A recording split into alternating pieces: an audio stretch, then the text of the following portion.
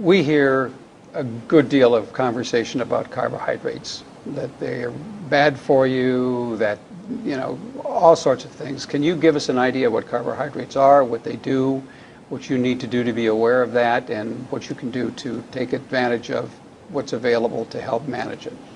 Yeah, I'd be happy to, try and clear up this confusion, because I think there is a lot of misinformation with respect to carbohydrates. This is probably one of the most heavily scrutinized food groups that we have. Now, carbohydrates are present in foods such as fruits and vegetables. They're present in our grains and starches, and even our beans and legumes. They provide us with a readily available source of energy, and they also provide us with vitamins and minerals and dietary fiber. Now, we do need to have carbohydrates as part of a healthy diet.